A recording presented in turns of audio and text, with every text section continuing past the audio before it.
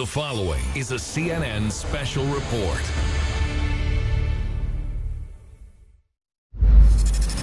This is the North Korea you know. This is the North Korea you've never seen. Stories you've never heard. Is that a legend, or did that actually happen? Our general is really a person who heaven sent to us. Places you've never been. People with a common enemy. Who do you want to fight?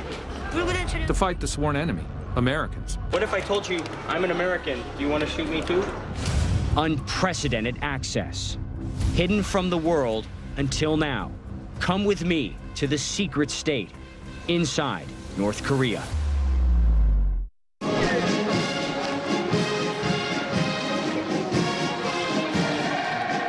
North Korea.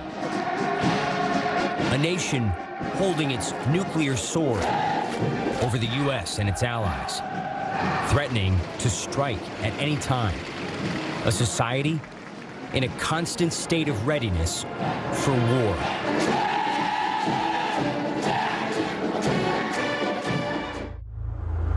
Life on the inside is a mystery to most of the world. I've reported from North Korea more than a dozen times over the last few years. Each time, we open the door a little more and see this country and its people in unexpected ways. Just like this. Yep, even in North Korea, kids love video games. For these 14 and 15-year-olds, these are not just games. This is practice for real life. Most of these boys, and a lot of the girls, will spend their first years of adulthood serving in the Korean People's Army, just like their parents and grandparents before them. What do you like about this game? Killing the enemy. Hitting the enemy? Who's the enemy? Americans.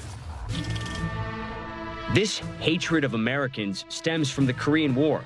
North Korea contradicts Western historians, saying that America started the war that killed millions of civilians and divided the Korean peninsula. Who do you want to fight? To fight the sworn enemy, Americans. What do they teach you about Americans in school? They forcibly invaded us, slaughtered our people, buried them alive and killed them. So they teach you that the Americans are the enemy and you need to shoot them, to fight them? Yes. Here's where things get awkward. What if I told you I'm an American? Do you want to shoot me too? Yes. There are good people. We'll see if you're a good person or a bad person. I'm a good American, so don't shoot me. No, I won't shoot. This is the paradox of North Korea. Smiling young people, friendly, polite, even as they tell me how much they hate the United States.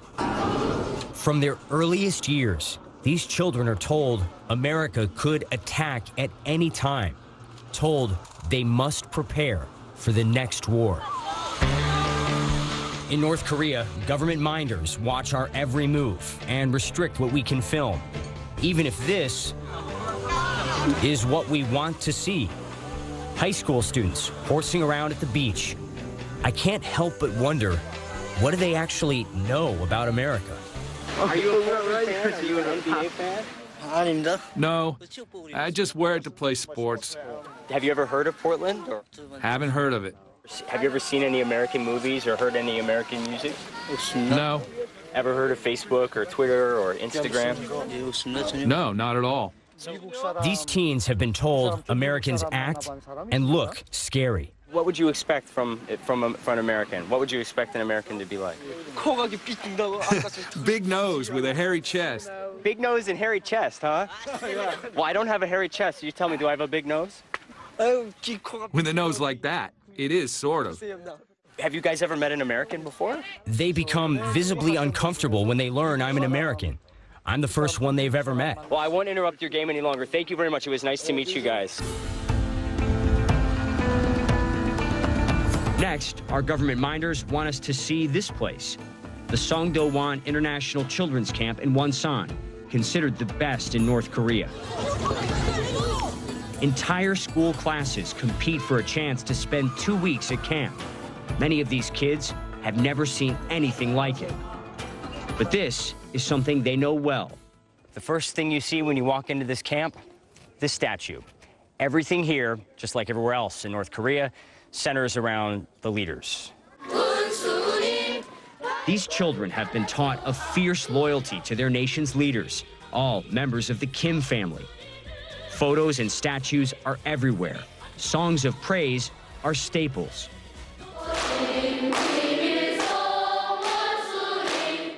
Even at this birthday party, students sing about the leaders. He gives us more love than even our parents can give. Why do you consider your leader Kim Jong-un like your father? He's affectionate and more caring than my own parents. He gives us more love than even our parents could give. Chae Jin-song, who just turned 14, says his own parents can't afford to give him a meal like this. Many of North Korea's 5 million children come from towns and villages where the basics, electricity, clean water, nutritious food, are not always available. I declare I will become a true member of the Children's Union who studies better in order to repay the love of respected leader Kim Jong-un.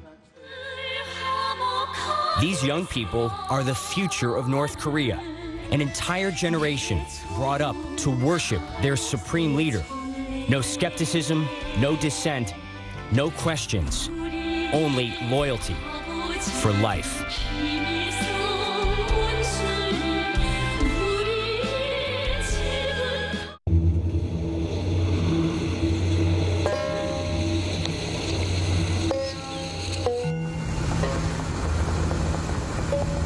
Our government minders are taking us from North Korea's capital, Pyongyang, to the coastal city of Wonsan. Our 125-mile journey on this bumpy road takes almost 5 hours.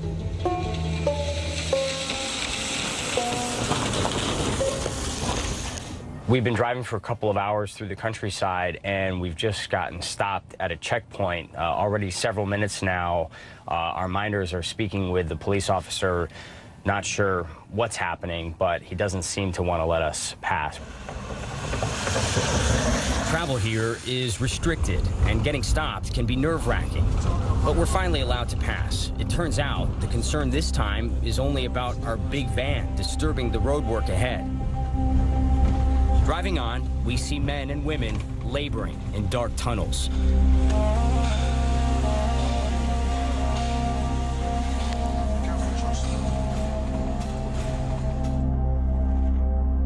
Much of the North Korean countryside is undeveloped, with very little infrastructure. But that also means the landscape is relatively untouched. And I must say, the scenery is striking. Majestic mountains, thick forests, and this seaside city.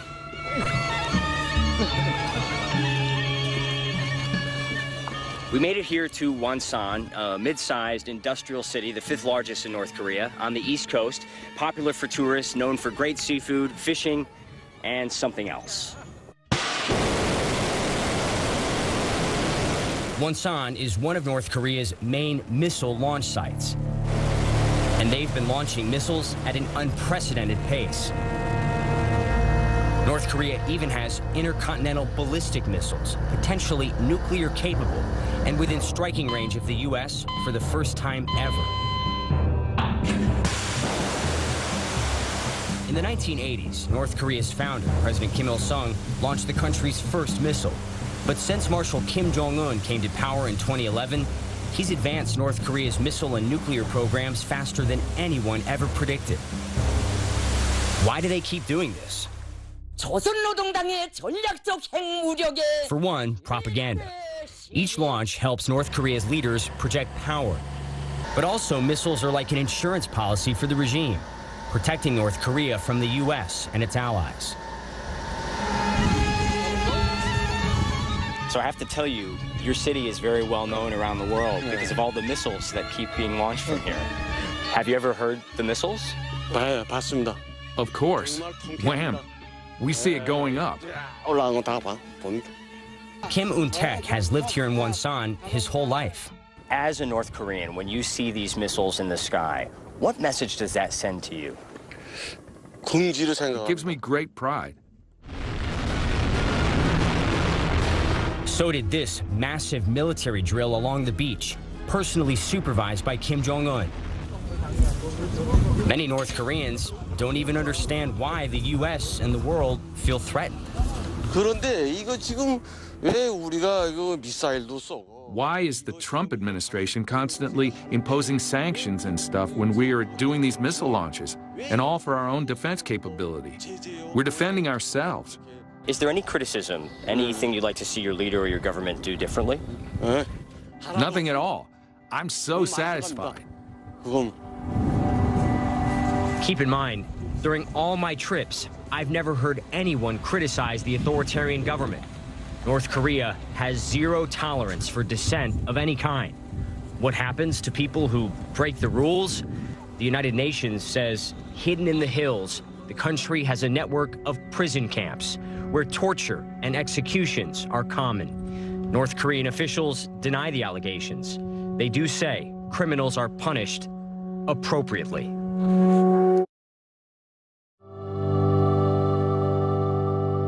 Aside from missiles, one of Wonsan's proudest achievements is a new hydroelectric power plant. We're told the lights in the city stay on for 24 hours a day, a rarity in North Korea. In fact, when we stop for dinner at a tea house miles away from Wonsan, Thank you. the lights go out within minutes. Nobody seems fazed by it. We dine on wild pheasant by flashlight. North Korea may have mastered launching missiles, but generating electricity is an ongoing struggle.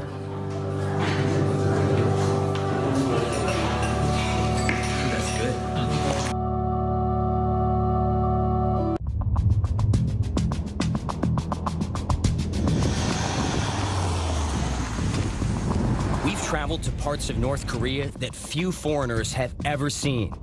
In Panmunjom, the Cold War never ended.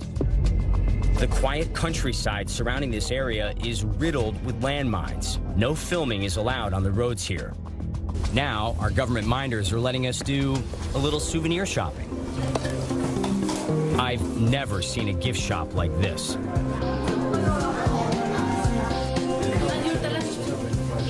These postcards are some of the most popular items. This one reads, "We will crush the U.S. attempts for a nuclear war." This one, "To the U.S. hard line, we will counter with the ultra hard line." And you can buy them right here. If you think the postcards are intense, wait till you see the posters. You don't need to read Korean to know what this means here, the U.S. Capitol there. Symbolism says it all. Yep, that's the capital. And that's a giant fist crushing the U.S. Did you see the American being annihilated by his own missile? I'm sensing a theme here. What makes all of this even more surreal is where we are. The Korean Demilitarized Zone, or DMZ, a place unlike any other in the world.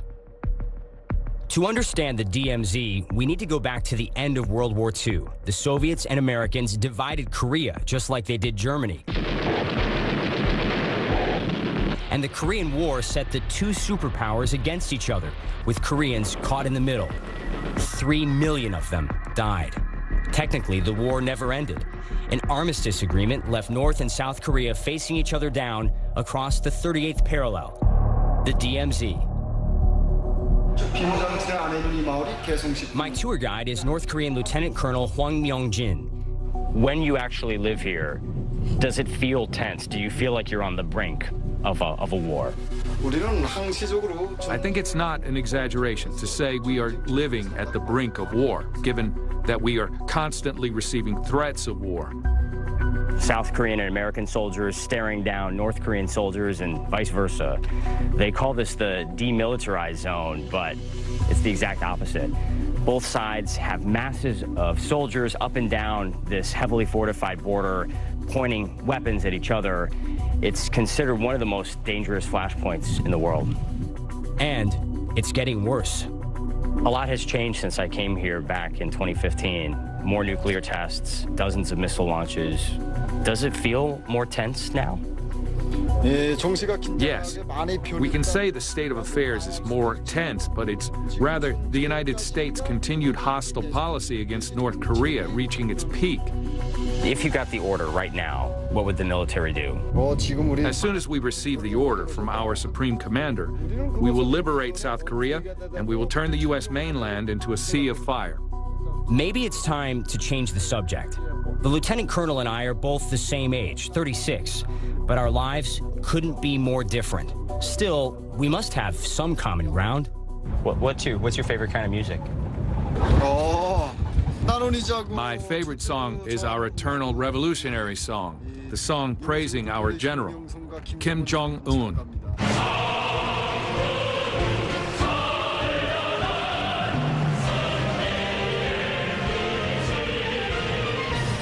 I really like classic rock. Have you ever heard any classic rock? I think I've heard of it before, but I'm not sure. What's your favorite sport? I like basketball. You like basketball? Oh, I'm terrible at basketball. Okay, so we don't have much in common, but I think he's warming up to me. We say goodbye Thank you very as much. friends. 안녕하십니까. It's good to see you. And I'm glad we're meeting like this and not on the battlefield. Next stop, Kaesong, the North Korean city closest to the DMZ. What's it like to be so close to South Korea, but you're not able to go? It hurts. And you've been asking about South Korea a lot. It's a place I want to go. We are so close to Seoul, South Korea, thriving economy, modern skyline. Do you ever ask yourself why you don't have that here? We have Pyongyang. It's been built with our own power, our own technology, our own independent economy. How can Seoul compete with that? I can't help but wonder, what would his life be like if his family ended up just a few miles south after the Korean War? Driving back to Pyongyang, I have no idea we're about to experience one of the strangest days I've ever had in North Korea.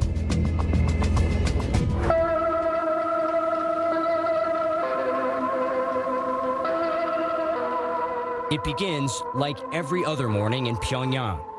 This music is the city's alarm clock, played every day, beginning at 5 a.m.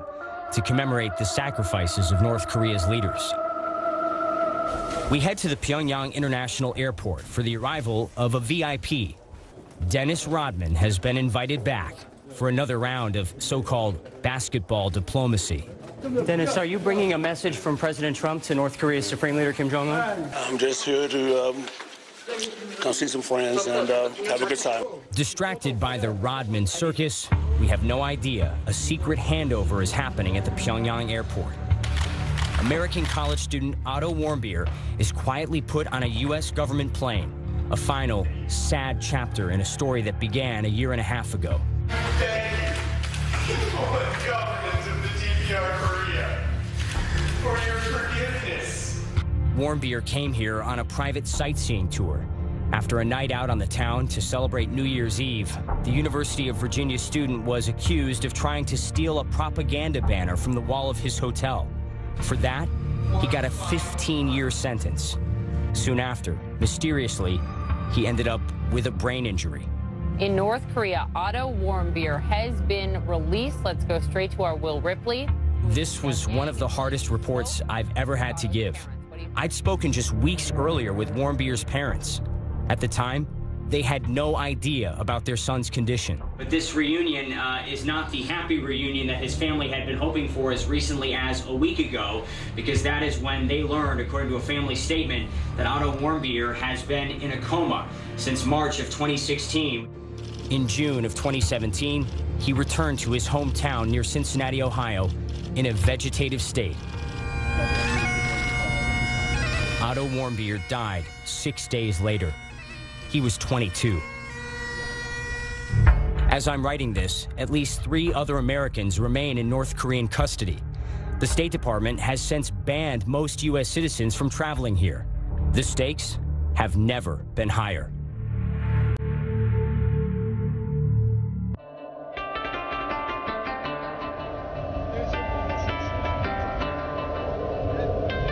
We're heading 40 miles south of Pyongyang to North Hwanghae Province, a place where people are definitely not used to seeing foreigners.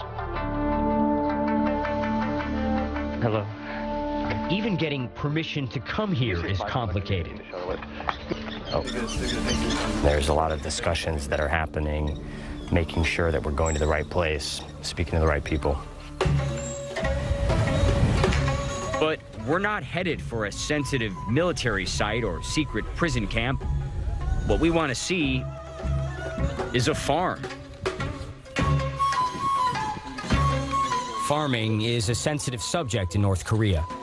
The nation still struggles to feed its own people.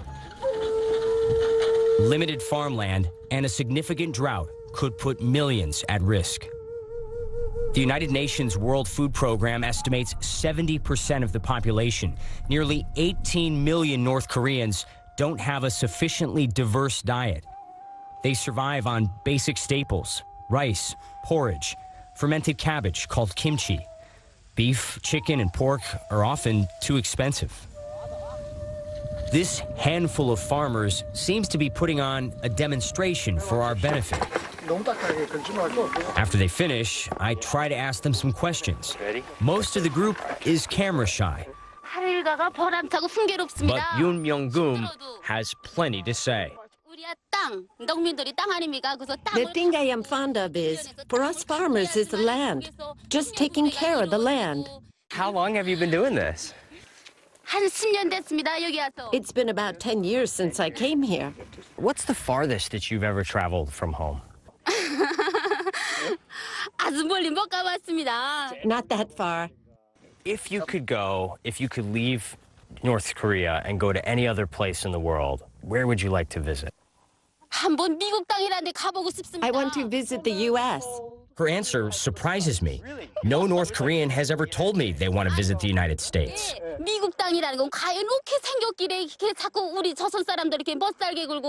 I want to see what on earth the U.S. looks like to be harassing Korean people so much. It's so hard for us right now because of it. I really curse the Americans and want to destroy their land. Now, I understand her answer. It's very nice to meet you. I wish you the best.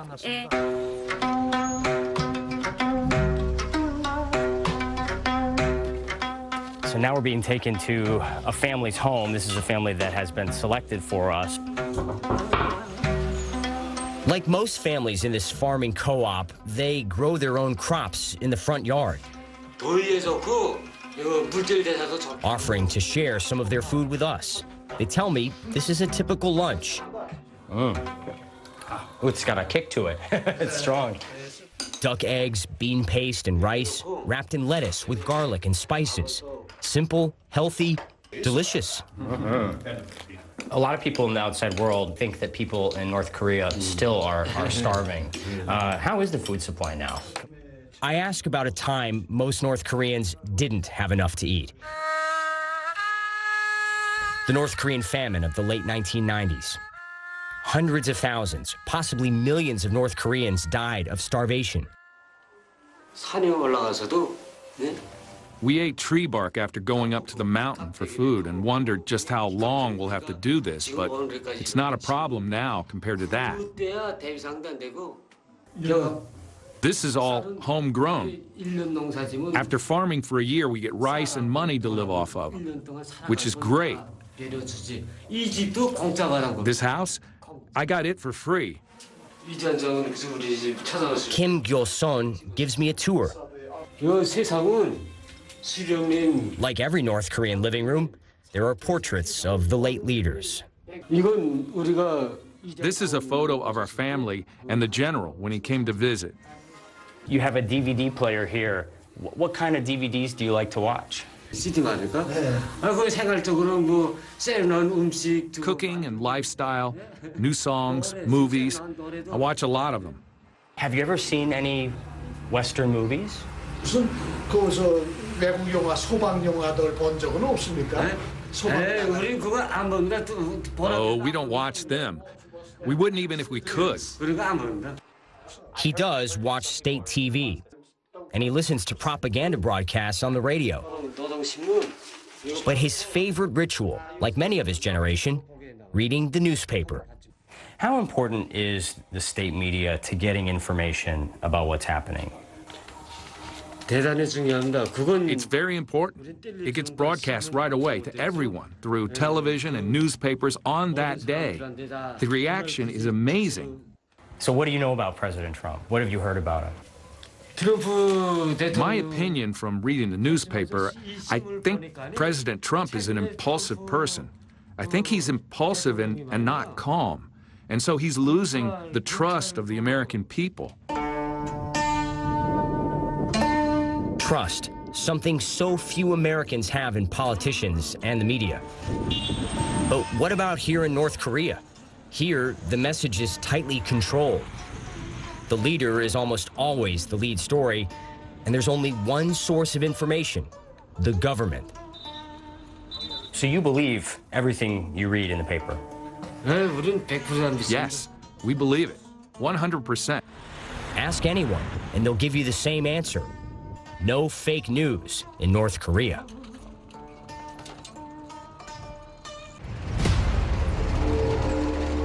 This is the North Korea you've seen on the news.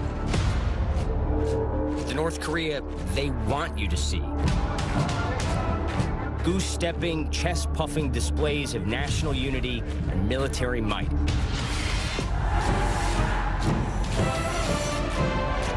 Perfectly executed by tens, if not hundreds of thousands of people.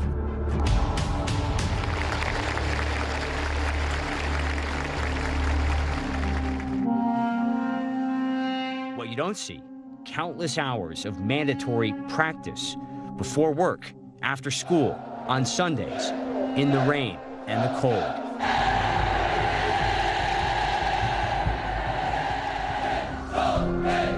North Korea knows how to put on one hell of a show.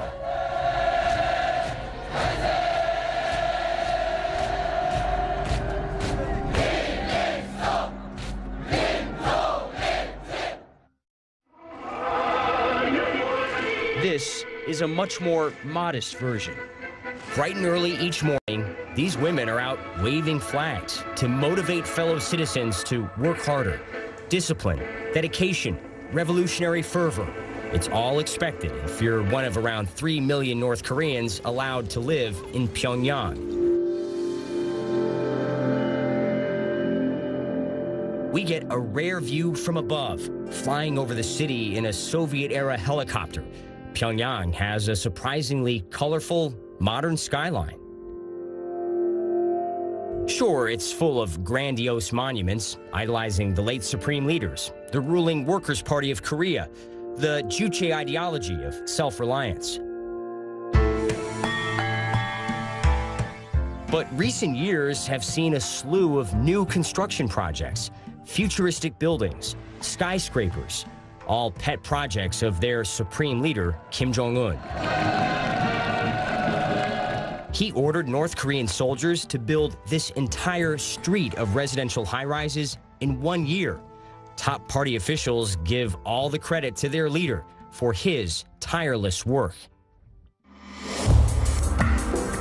It's here we find North Korea's version of the Apple Store. The brand, Arirang, named for the iconic Korean folk song. The store manager says, out of 3 North Korean cell phone brands, this is by far the top seller. What are the main differences between the 3 brands? Like, why pick Arirang versus the other 2? The Arirang brand is well known to our people. It is known as a designer label. I noticed the price over there, $350 for a phone is a lot of money for anyone, anywhere. How do people afford these phones? It just means our people's living standard went up that much. We never do get a clear answer as to how people can actually afford all this. North Korea's average income is around $4 a day. Here, people are buying smartphones, tablets, hi-fi speakers, HD TVs. This customer says she loves listening to music and playing games on her new phone, including one that looks an awful lot like Angry Birds. Do you like sharing photos with your friends? Yeah. What do you like taking selfies? Yeah. That's good. I think I like yours better. North Koreans can send text messages, read the news, check the latest scores. One thing most cannot do, connect to the internet. They can only access a state-controlled intranet, completely monitored and censored. Do you have anything like Google here in North Korea? Yes, we do. We have our own data search system, our version of Google. It's a search engine. The search results, only government-sanctioned content. What about social media? Do you have anything here like Facebook or Instagram or Twitter, but the North Korean version? Yes, we have it.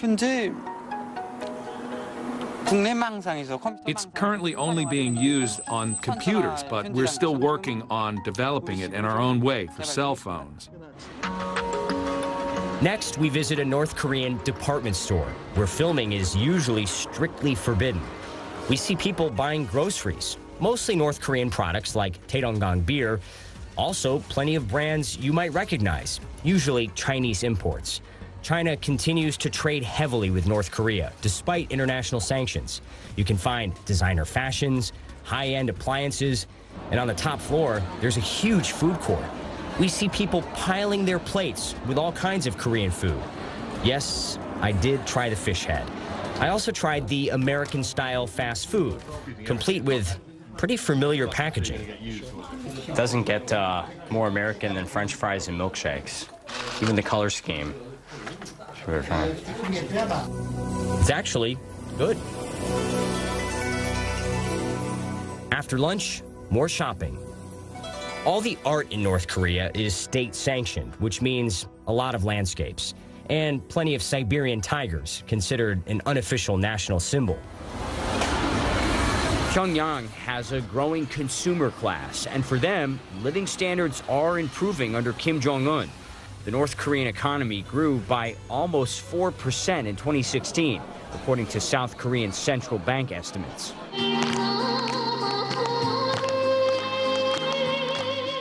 Which means people have more ways to enjoy their rare time off, like this group of factory workers having a picnic and singing karaoke.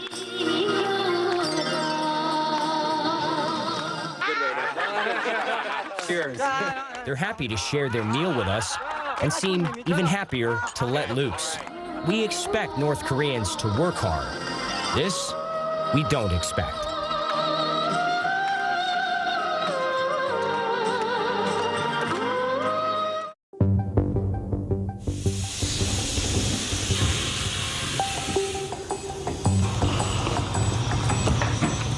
CNN has been reporting from North Korea for more than 25 years. The aircraft we're boarding today has been flying for 50. This Antonov AN-24 is part of an aging fleet of Soviet planes, operated by Air Koryo, North Korea's only airline, still flying despite sanctions, with regular international flights to Russia and China.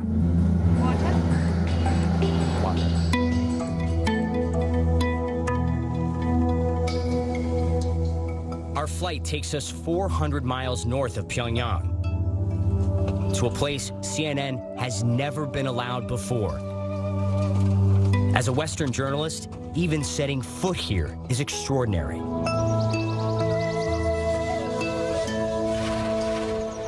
Samjeon County, right along the Chinese border, is a mountainous region.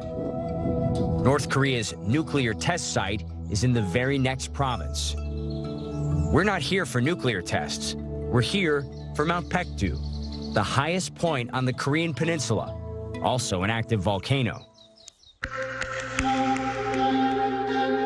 State propaganda glorifies the Kim family for their Mount Baekdu bloodline. North Korean society prizes racial purity. The Baekdu bloodline is considered a noble, heroic lineage tied to the ancestral rulers, ancient, legendary kings of the Korean peninsula. Their tombs are national landmarks, visited by droves of North Korean citizens.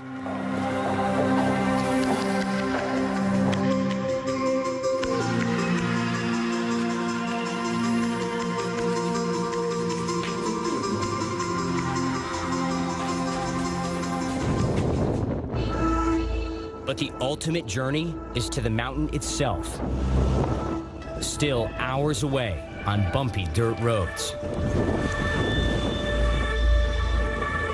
We've never been this far inside rural North Korea.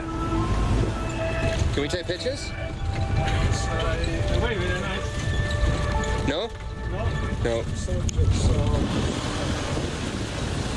We catch only fleeting glances of the groups marching by.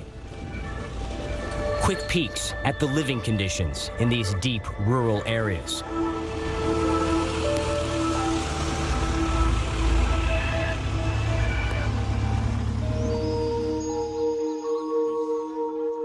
We're allowed to stop just for a few minutes in a tiny farming village.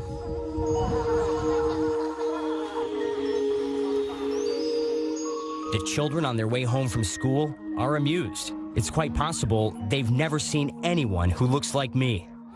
We're looking at them, but they're looking at us as well. Every time I try to take a picture of those girls, they run away.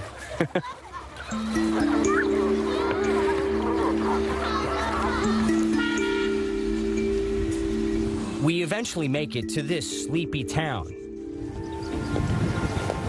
The town's centerpiece, yet another monument to the late President Kim Il-sung. We're shown a bullet-riddled building where he led a surprise attack against the Japanese. This is a typical North Korean village. China is about 5 miles that way up over that hill. And this is a simple life out here. You don't see shiny buildings. You don't see a whole lot of new construction. You see people living a slow, simple life. Down another windy road, another site North Koreans consider sacred, a cabin near Mount Baekdu. North Korea claims is the birthplace of General Kim Jong-il. Outside historians say he was actually born in Russia, but here our guide tells the story of his supposedly mystical birth. So it was really cold and the weather was not normal. But somehow the day the general was born, the strong wind stopped all of a sudden. The sun began shining through. Everything was bright and a quiet calm took over. The flowers bloomed and in the sky was a particularly bright star. Is that a legend or did that actually happen? Yes, it actually happened. It's not a legend. Our general is really a person who heaven sent to us. So he changed the weather too. It's a true story. People from the outside hear these stories and they wonder how any of this could possibly be true. It's hard to explain in one word, but our general is so great. We can't say it's only a legend. Nature actually transformed itself to announce the birth of our general to the whole world, blessing it. That's how it happened.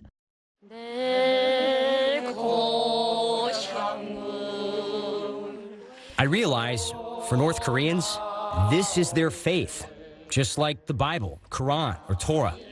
When they come to Mount Baekdu, they're making a pilgrimage.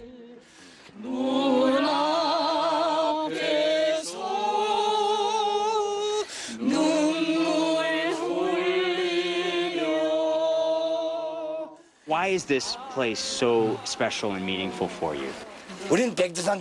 Mount Baekdu is the soul of Korea's revolution, the spirit of our people and our pride.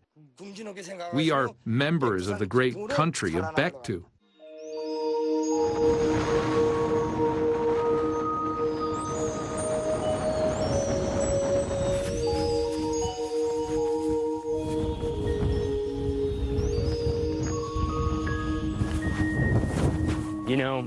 In a lot of ways, this mountain is the way that North Koreans view their lives. One big, tough climb.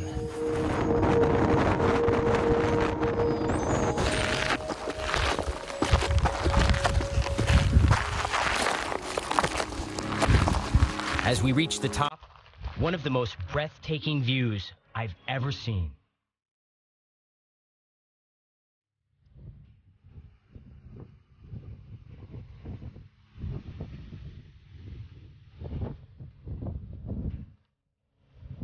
Now, I understand why North Koreans are visibly emotional when they come here.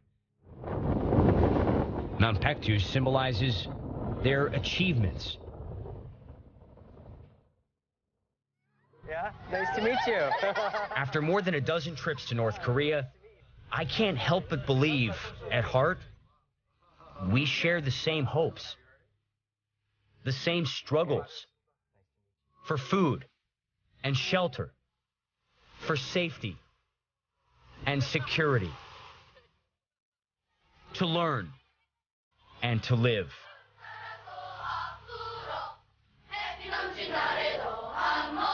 But I wonder, is it all at risk? On September 3rd, North Korea tested its most powerful nuclear weapon ever. North Korea will be met with fire and fury. American officials responded with words of war. He is begging for war. And shows of force. Now, the world waits and watches, uncertain of our common future.